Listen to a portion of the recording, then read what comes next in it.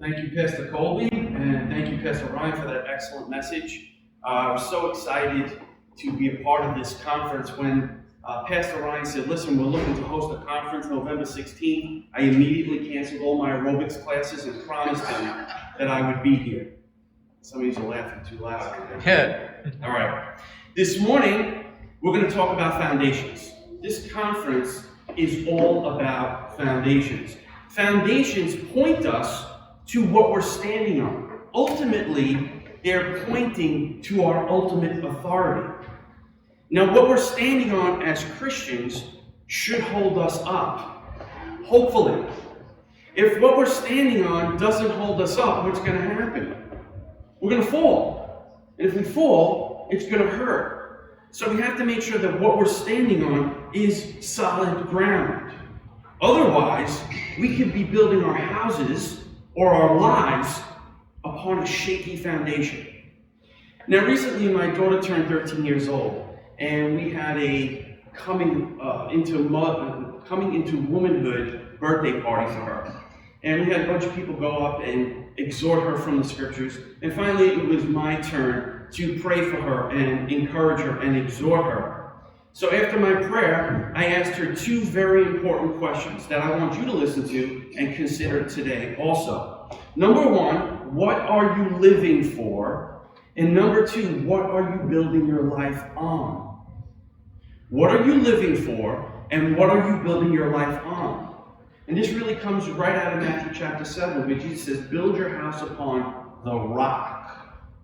If you're not building your house upon the rock, what's going to happen? When the storms and the wind comes, if you're on a sandy foundation, your home is going to be swept away. So my question to her was about her foundations. I want her to start to think about that now, as well as us here today. The foundation that we stand on will really serve to reveal what our underlying assumptions about life are, our underlying assumptions about reality. It is a big $15 word called metaphysics. It's the nature of reality, or the study of reality. So we want to understand what is our foundation, the foundation for our metaphysics, our reality. Because that will either hold us up or cause us to fall. Now, what we stand on must be true in order to live life sensibly, correctly, truthfully. So our Christian worldview depends on our foundation, on our presuppositions, okay? And everyone else's foundation will also rely on their presuppositions. Now, I use that word presupposition. A presupposition is something you presume to be true for your thought or idea to make sense. Presupposition is something you assume to be true in order for your thought or idea to make sense. And everyone has presuppositions. So when I ask you, does anyone in here want tax relief? How many people want tax relief? Just a few of you? All right. What do I assume when I ask you, do you want tax relief? I'm assuming that taxes are painful, right? And living on Long Island, we recognize taxes are painful. Now, when I'm presenting my presentation to you this morning, or making a truth claim, and I ask, does that sound logical? What am I presupposing? I'm presupposing that logic exists and that ideas are either logical or illogical. Okay? So this is going to form the basis for our talk today. What I want to talk to you about is our foundations. What does our foundation consist of? Where and how do we encounter it in life? And what does the scripture have to say about our foundations? When we talk about presuppositions, one of the presuppositions necessary for intelligibility is logic, or the laws of logic. In order for us to understand anything, the laws of logic must exist. Logic is reasoning conducted or assessed according to strict principles of validity, known as the laws of logic. The laws of logic are principles of correct reasoning. The laws of logic reveal how to draw proper conclusions from premises and are a prerequisite of all thought. Do you ever go to take like a college class and they say, well, you need this course as a prerequisite? In other words, you need to go through that course in order to understand and get to this course. It's the same thing when we're talking to people and making arguments and presenting truth claims. The laws of logic are a prerequisite to anything we say so that they'll understand them and be able to discover if what I'm saying is true or false. The laws of logic are going to help us connect the dots. They're going to show us how to properly order our thoughts and form conclusions. They will help us discover if something is true or not and make our experience, our reality, intelligible. Got it? Without the laws of logic, we can't make sense of anything. The laws of logic are what make reasoning reasonable, and they reveal if our thinking is correct. How can you reason or think correctly if the laws of logic don't exist? Right? And if you deny that the laws of logic exist, what did you just do? You just ended up proving them. If you say the laws of logic don't exist, that's either true or false. You can only get a true or false claim if you have the laws of logic to begin with. So when you deny them, you end up affirming them at the same time. If the laws of logic didn't exist, you couldn't say anything was true or false. In fact, you couldn't say anything about anything.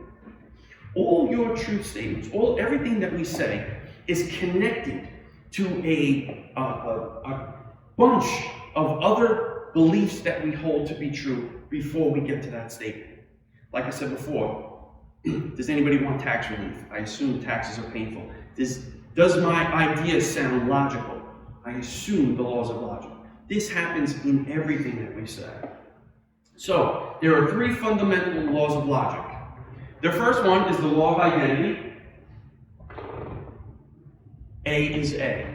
Basically, an apple is an apple. Then there's the law of non-contradiction. An apple is not an orange.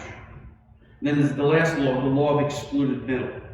An apple is not an apple and an orange. It is either one or the other. Now, these are self-evident laws of logic. In other words, you cannot not know them. In order to have any kind of intelligible experience in life, you need to know the laws of logic, and they're embedded into us. Imagine reasoning without these underlying rules or guidelines. What would you call that? Somebody who doesn't reason using logic. Call that crazy. You'd call that insane.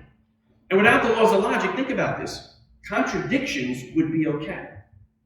Now, it was real interesting. I was watching a debate one time with a Christian and an atheist.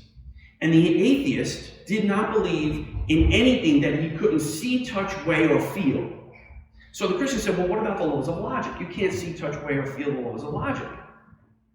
So, and he said, no, I can't. He says, so in your worldview, would contradictions be okay?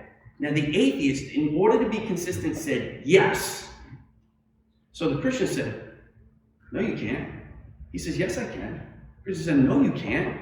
The atheist said, yes, I can. No, you can't. Yes, you can. The Christian finally said, I'm contradicting you. What you said is okay in your worldview, but you're correcting me. See, the atheist, the naturalist, cannot live consistently in his worldview because he assumes the laws of logic are true. The laws of logic are known as self-evident first principles. They're what's known as transcendentals. They are what must be true in order for anything else to be true. These form a foundation for us. Think about it. You're building a house. What's the first thing you have to put in the ground to build a house? A foundation. If you don't lay down a good foundation, your house may not go up well. It could falter. It depends on what you're building your house on. And this is true of your worldview.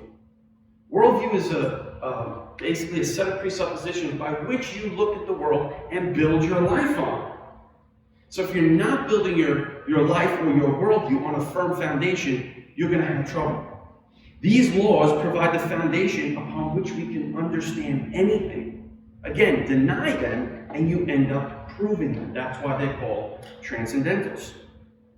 So, could you be sure or know anything without these laws of logic in place? No. If I said an apple is an apple and the law of identity didn't exist, you'd be like, well, you say it's an apple, I say it's an orange. Right? We could have contradictions in our worldview. So no. Building a worldview is like building a house. The foundation must be solid and not move. Psalm 127 tells us, unless the Lord builds his house, the laborers labor in vain.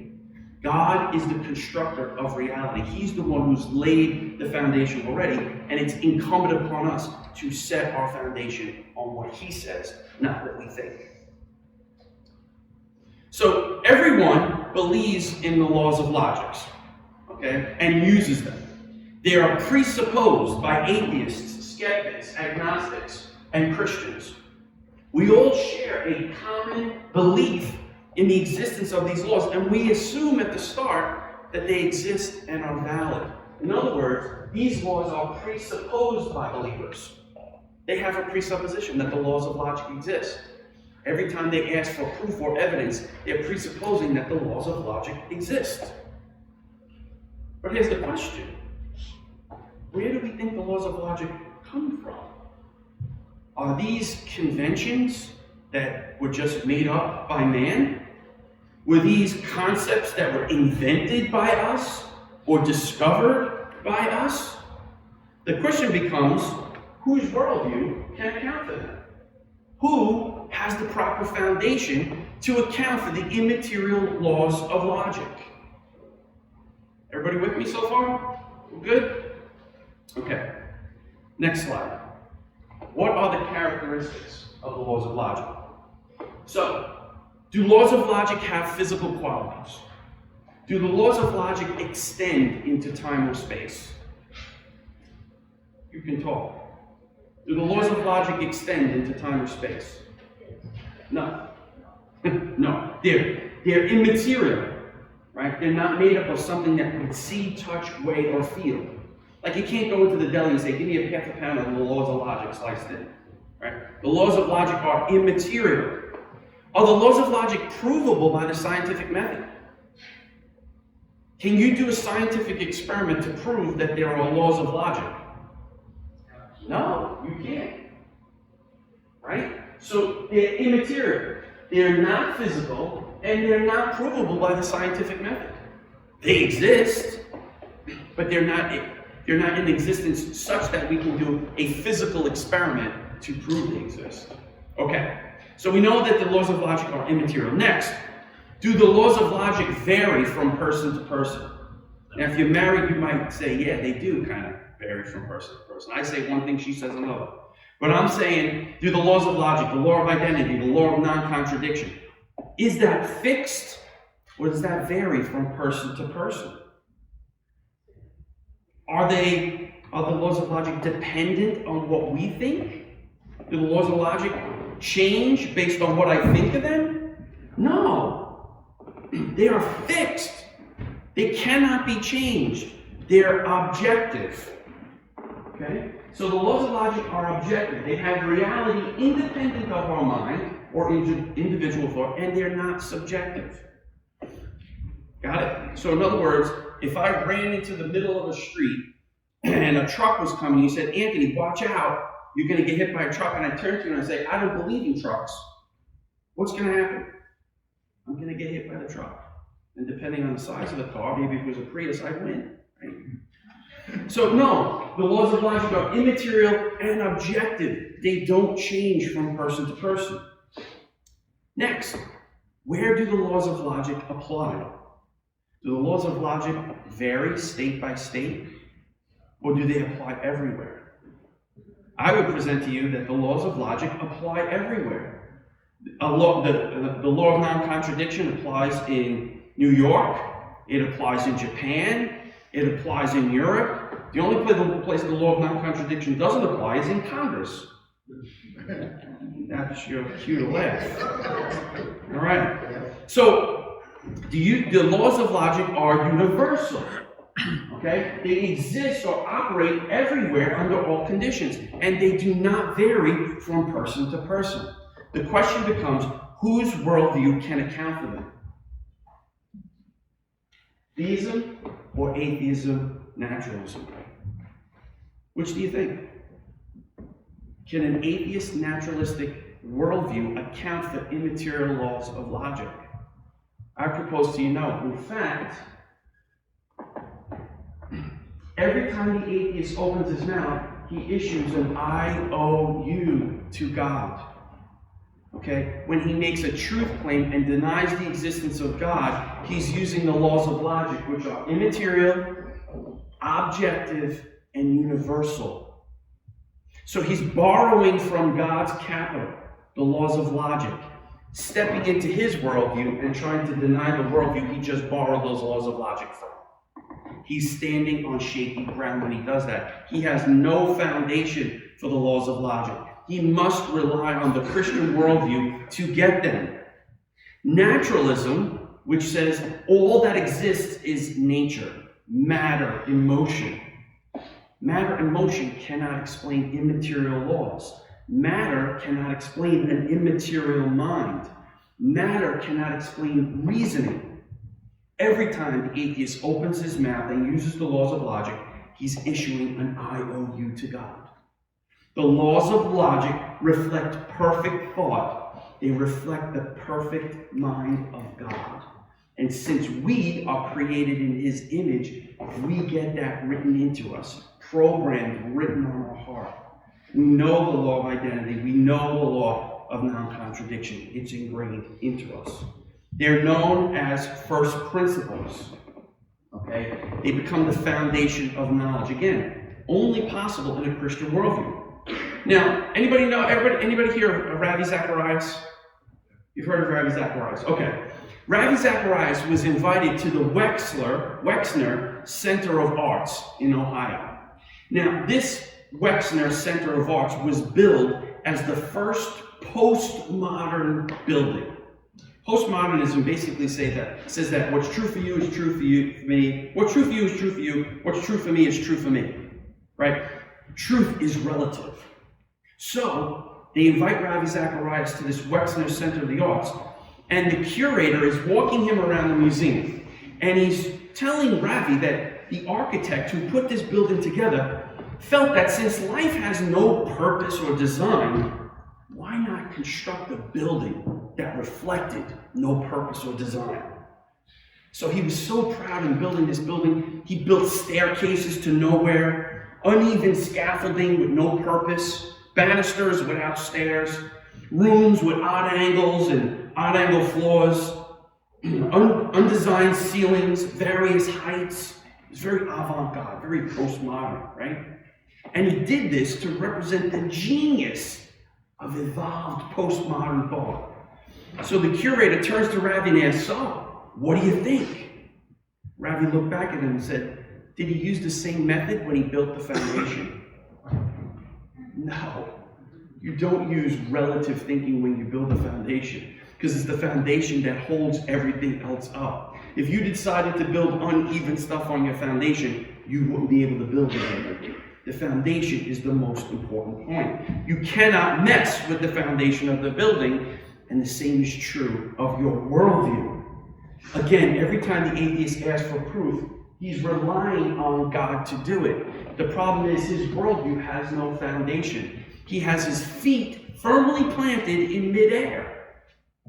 He's not stepping on anything because he has nothing to step on. You cannot build a house that will stand the test without a proper foundation. In the same way, you cannot build a worldview without a proper foundation either. The problem for the atheist naturalist is that his worldview cannot supply the very thing he relies on, the laws of logic. In fact, their worldview negates it.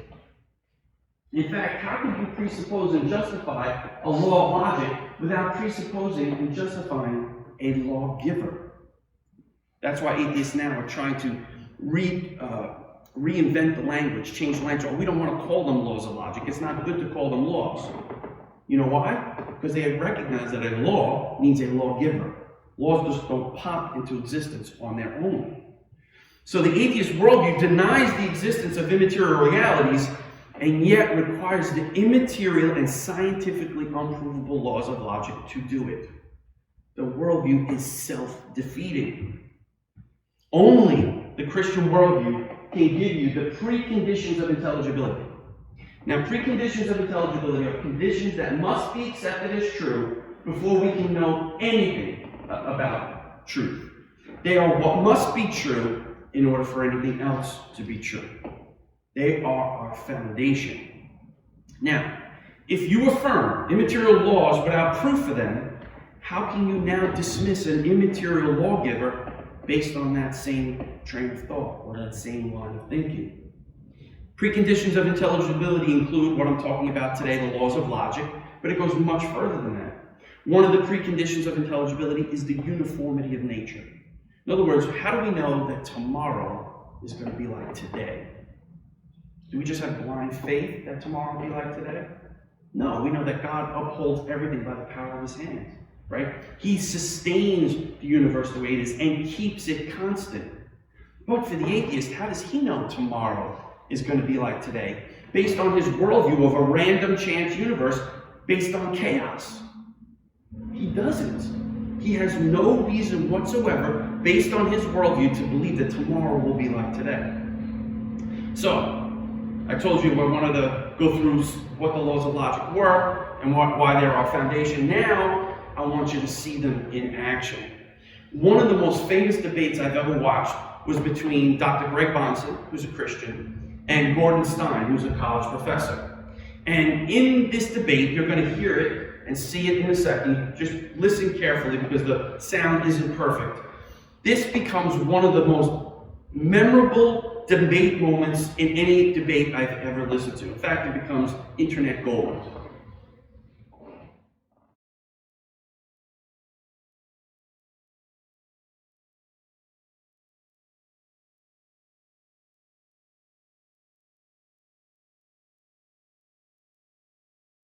I heard you mention logical binds and logical self-contradictions in your speech. You did say that? I said it. I used that phrase, yes. Do you believe there are laws of logic then? Absolutely. Are they universal? They're agreed upon by human beings. They aren't laws that exist out in nature. Are they simply conventions then? They're conventions, but they're conventions that are self-verifying. Are they sociological laws or laws of thought? They are laws of thought which are interpreted by men and promulgated by men. Are they material in nature? How can a law be material? That's a question I'm going to ask you.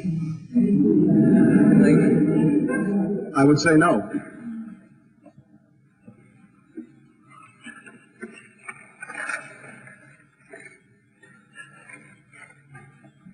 Dr. Stein, now you have an opportunity to cross-examine Dr. Bonson. Dr. Bonson, would you call God material or immaterial? Immaterial. What is something that's immaterial? Something not extended in space. Can you give me an example of anything other than God that's immaterial? Laws of logic.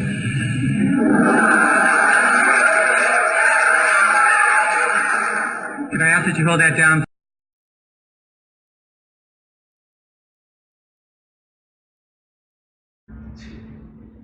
Dr. Gordon Stein's worldview is self-defeating. He's using the laws of logic to try to prove that God doesn't exist. When Greg Bonson asked him, do you believe in immaterial things? No.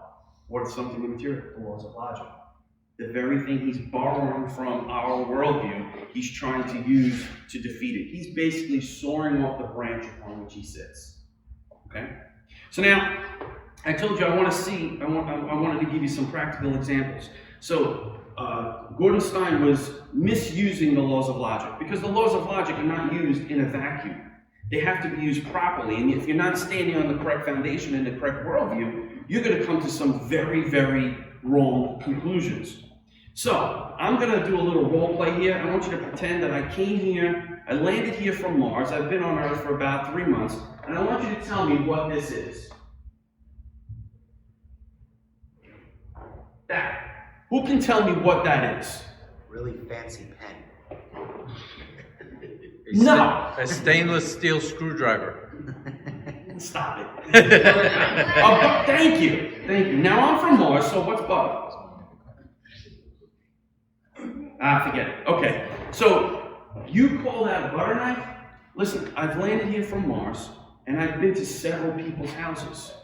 And I find these things called screws. Did it again. And I see men pulling this out of their junk drawer and constantly churning screws. Any guys in here tracking with me? Yeah, okay. Right, you use that thing like a screwdriver. Then, did it again, I see when they try and hang pictures up, they take it out and use the back of it, and they hammer these little things called tacks into the wall, and they hang pictures on there. Then I see women who are trying to open jars, and they just can't do it. So they end up prying the edges of the jars around and trying to open up. Then I see these parents have kids, and you know what the kids do? They draw a circle on the wall, and they take this thing, and they throw it, and they try to get it right into the center of the circle. So, one more slide. I have scientific, empirical, and forensic proof that that is a multi-purpose tool. You call it a butter knife, but me, based on what I've observed, call that a multi-purpose tool. How do you go about proving me wrong? I can show you. Get me a butter knife. I'll show you how it can put screws in and take them out. I can show you how are you going to prove me wrong? Come on. Lunch is waiting. The only way you can prove me wrong is if you introduce me to the creator or the inventor of the butter knife. He's the one who created it, and he's the one who gives it and defines its purpose. Okay? So using the laws of logic and using evidence will only get you so far unless you come in contact with the creator. So when we look around at the things in the world and we see how people misuse them, why do we say people misuse things? Because God has defined them a certain way. God has defined a man and a woman. God has defined marriage. God has defined gender. But empirically, I can say, no, look, I see two women get married. I see two men get married. That's marriage. How can you prove them wrong? They need to be introduced to the Creator. Using laws of logic independent of God, you will never understand or know for certain that you're correct. The only way you can have certainty is if you line up your thoughts with the God who knows everything and who's defined everything already. You have to think God's thoughts after him. Otherwise, you're going to come to many, many wrong conclusions. Okay, this is why, there's another big $20 word for you, epistemology is important. Epistemology is the study of how we know what we know. The atheist materialist relies on reasoning and his senses independent of the Creator. How could he ever possibly come to a true knowledge of something with certainty if it's not based on what God says? That's why we build our foundation upon Jesus Christ and his word. Without God's revelation, we cannot be certain about any of the conclusions we've come to, because we need to use the laws of logic within a biblical worldview. They are part of the foundation that God has given us. If you use them outside of the biblical worldview, you can come to a wrong conclusion. The butter knife can be a multi-purpose tool, and you can prove it. But you would be wrong once you encountered the inventor of the butter knife. Now, both theists and atheists use the laws of logic, but only one of those worldviews can account for them, the Christian worldview. The Christian worldview is the only worldview that can account for the immaterial laws of logic. Remember, the fear of the Lord is the beginning of knowledge. Without God's revelation, we cannot know anything with certainty. The Lord gives wisdom, knowledge, and understanding come from his lips. That's his word. All right, so far, we've gone over one of the laws of logic. That's one of our foundations. We've encountered them, and now let's look at the biblical use of them. The biblical basis for the knowledge of God. The fear of the Lord is the beginning of wisdom. Since God is the source of all knowledge, logic must operate under his authority. Right? Pastor Ryan went over this morning. Put Jesus first. set apart Christ as Lord of your heart. If you haven't set apart Christ as Lord of your heart, something else is Lord of your heart. You will be either a slave to sin or a slave to righteousness, but recognize that you'll be a slave. Okay? Either way. So we must put Jesus first and allow what he says to govern our thoughts and our conclusions. There is no independence. As soon as we separate ourselves from God, which is what Adam and Eve did, they ate from the tree of the knowledge of good and evil, and guess what? Now they didn't know good and evil. You can only know true good and evil when you see it from God's perspective. All of our thoughts must be brought under Jesus' dominion. We need to resist independent thinking and think God's thoughts after him. The unbeliever sets his own heart apart as Lord. He is the authority over himself. That's called autonomy. He's a law unto himself. And if you're a law unto yourself, and this guy's a law unto himself, and that guy's a law unto himself, there's going to be many different laws, and you're never going to understand what truth is. The only way we can understand truth is if we set apart Christ as Lord and put all of our thoughts under him. Next, we have to submit our thinking to Jesus. We have to think like him. For 2 Corinthians 10:5 says, take every thought captive to Christ, who is the truth, John 14:6. All of our thoughts, we need to think like Jesus did. He is the truth. Next, we have to guard our mind. Colossians 2:8. See to it that no one takes you captive by philosophy and empty deceit, according to human tradition, according to the elemental spiritual world, and not according to Christ. Don't be so open-minded that your brains fall out. If you're a Christian, recognize that the source of your authority comes from the Scriptures. We need to be in them every single day. Next, what we say matters. What comes out of our mouth is very, very important. Next one. Okay. I'm sorry, go ahead. Okay. We have to speak the truth. 2 Corinthians 10:4. The weapons of our warfare are not of the flesh, but have divine power to destroy strongholds. We destroy arguments, every lofty opinion raised against the knowledge of God, and take every thought captive. Where do arguments, opinions, knowledge, and thoughts reside? In the mind. The weapons that we use in this world are not fleshly weapons. We are not going to conquer this world with nuclear weapons, guns, and knives, and bombs. We are going to conquer this world correctly under the dominion of Christ with our words, with the proclamation of the gospel. Now, I have incredible power over you right now, so that when I say Empire State Building, guess what you all think? You think about a picture of the Empire State Building. Do you see how very important and powerful words can be, and how an eloquent speaker can direct your mind anywhere he wants it to go? We have to be aware of that. We need to recognize if our thoughts are not submitted to Christ all the time, if we are not filtering everything that comes into our mind through him, we are going to be swayed.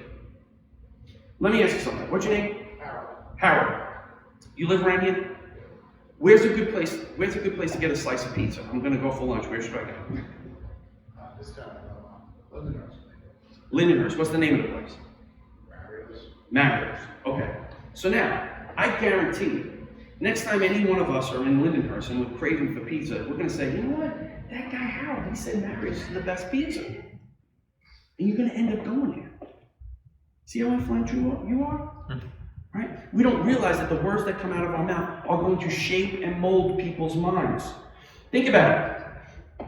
You go to work on Monday. You ate at a good restaurant Saturday night. What do? You gotta eat at this restaurant. This is the best place ever. You don't understand. I had the best steak you can imagine. But Jesus has saved your soul from hell for all eternity. And you're not telling people about that? You're telling about the wonderful movie you saw? You're talking to them about the steak that you ate? Okay. But if you don't tell them about Jesus, you're not using the weapons that we are supposed to use to overcome the world. You ever hear that term, a war of words?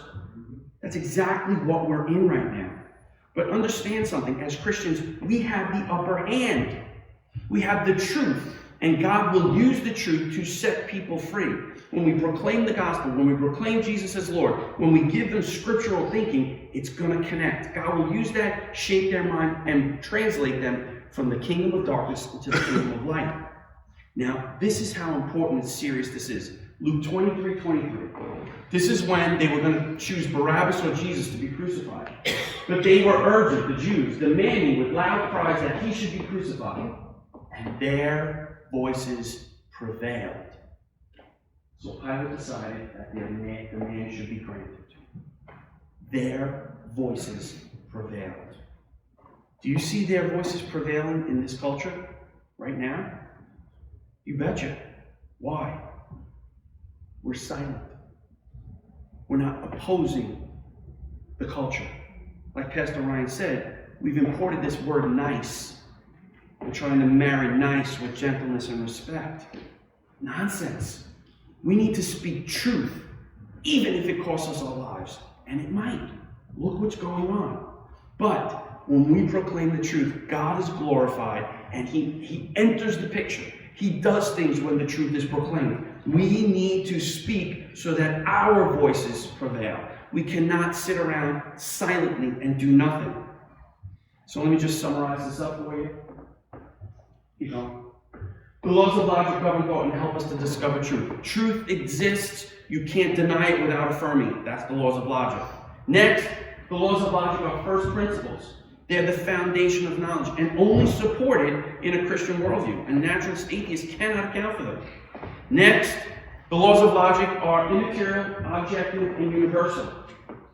Every time the atheist opens his mouth and asks for proof or evidence, he's issuing an IOU to God. Immaterial, objective, universal. Next time you're talking to an atheist and he's asking you for proof, say, why do you want proof? Well, I reason and I use logic. Okay, before we go on, I want to know the basis for your understanding. Where do the laws of logic come from in your worldview? They're immaterial, objective, and universal. How do you account for them? Next, the laws of logic can only exist in Christianity and not in any materialistic worldview. They cannot be grounded on naturalism or atheism. And last, truth has power. It must be used biblically because it ushers in the kingdom. Our words must be used biblically to proclaim truth, expose falsehood, exalt Christ, and ultimately glorify God. Finally, last one. Thank you, Eric. One more. By faith, Abraham was looking forward to a city that has foundations, whose designer and builder is God. It's a city that cannot be shaken. The only place you have to build your house upon is upon Jesus Christ. He is the foundation upon which nothing else will be shaken. If you're a Christian, the book of Hebrews goes on to say, therefore, let us be grateful for receiving a kingdom that cannot be shaken, and thus let us offer to God acceptable worship. I believe we're going to sing today, on Christ the solid rock I stand, all other ground is sinking sand. Remember, we don't change the truth changes us. You need to confront the truth. If you've sinned and you think you're going to heaven because you're a good person, you're not, and neither am I. We all need to be rescued from our sins. That's why God sent His Son Jesus into the world.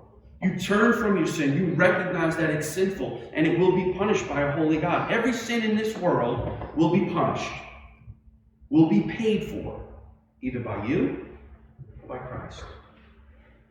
Turn from your sin and trust in Christ and be rescued. Thank you.